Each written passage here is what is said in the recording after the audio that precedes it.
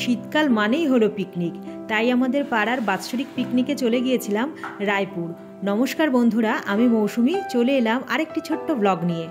পিকনিকে কিন্তু অনেক লোকজনই হয়েছিল, যে কারণে একটা দুটো বাসে হয়নি, প্রায় চারটে বাস আমাদের পাড়া থেকে গেছিল।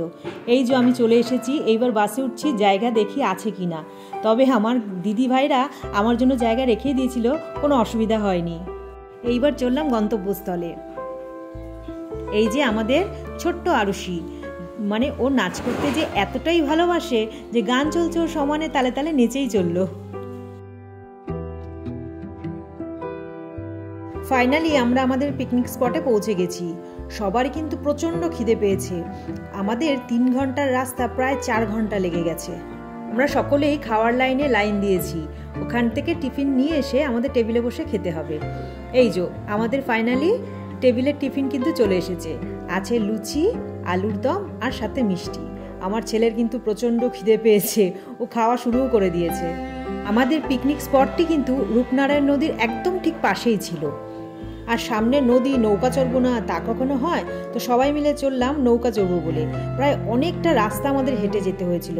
নৌকার ঘাট বলে কিছু ছিল না, এক জায়গা থেকে সবাই আর কি উঠছিল। তো প্রায় 1-1.5 কিলোমিটার আমাদের হাঁটতে হয়েছে। আর সেই রাস্তার পথেই দেখলাম এই যে ইটভাটা। আমাদের এখানে কিন্তু ইটভাটা দেখা যায় না। চারিপাশটা ছিল সবুজে মোড়া, খুব সুন্দর লাগছিল দেখতে।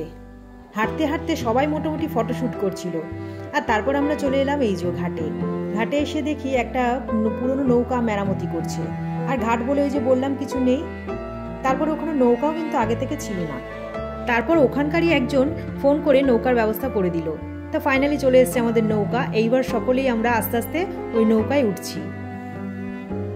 ঘাটে এতটা পরিমাণে কাদা ছিল, প্রায় আমি তো স্লিপ খেয়েই গিয়েছি।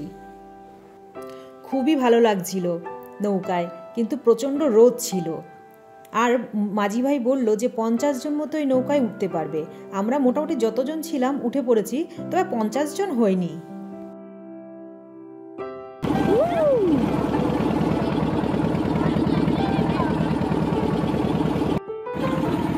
প্রচণ্ড ঠান্ডা জলটা।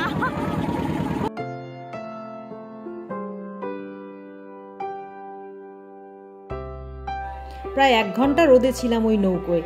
এসে একটু ডাবের জল খেলাম, বেশ ঠান্ডা ছিল ডাবের জলটা। প্রায় 50 টাকা করে ওই ডাবগুলো বলছিল। তারপর বলে কয়ে 45 টাকা করেছে।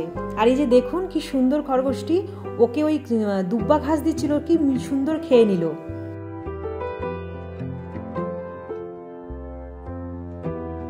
পাশেই দেখলাম ওলকপির ক্ষেত। আমি আগে কখনো ওলকপির ক্ষেত দেখিনি। এই যে লাঞ্চ টাইম হয়ে গেছে, সবাই এখন কিন্তু নাচানাচি শুরু করে দিয়েছে। খাওয়ার আগেই নাচানাচি করে নিতে হবে, খেয়ে দিয়ে আর নাচানাচি হবে না। এবার আমরা খাওয়ার টেবিলে বসে পড়েছি। অনেকটা দেরি হয়ে গেছে, প্রায় 4টে বাজে।